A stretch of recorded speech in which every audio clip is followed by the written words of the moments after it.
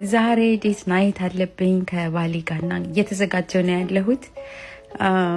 ብዙ ጊዜ እኔ ነኝ ጊዜ የምፈጀው እሱ በአንድ ጊዜ ነው ጨርሶ ወደ ታች የሚወርደውና ልብሴን ለባብሼ ቀይሬ ወደ ታች ነው የወረድኩት። ለልጆቼ እንግዲህ ያው መመሪያ ለመስጠት ማለት ነው ምን ማድረግ እንዳለባቸውና ለወትሮ በጣም ይደብራቸው ነበረ። ዛሬ ግን በጣም ኤክሳይትድ ሆነው ነበረ እኛ በመውጣታችን ማለት ነውና የሆነ ነገር ሊሰሩ እንዳሰቡ ያስታውቅባቸዋል።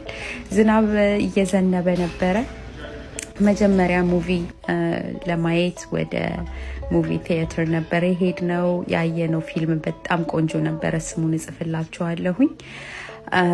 ሙቪያችንን አይተን ስንጨርስ ወደ እራት ነው የሄድነውና ይወርዳል፣ እያካፋም ነበረ።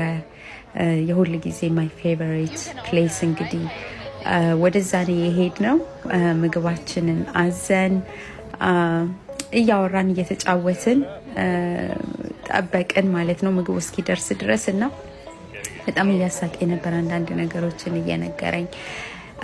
ይሄንን ታይም በጣም ነው የምወደው ከባሌ ጋር። ምክንያቱም በቃ ለብቻችን ሆነን የምንጫወትበት የምናወራበት ኤንጆይ የምናደርግበት ጊዜ ስለሆነ ማለት ነው እና ራታችንን በልተን ጨርሰን ቶሎ ወደ ቤት ለመሄድ ነው የተነሳ ነው። እንዳልኳችሁ ዝናብ ይዘንባል፣ ኃይለኛ ንፋስ ነበረ፣ በጣም ይበርዳል። በቃ ክረምት ገባ ማለት ነው። እንግዲህ ያ ጨርሰን ብዙም ወክ አላደረግንም፣ ቀጥታ ወደ ቤት እንሄድ ነው ማለት ነው።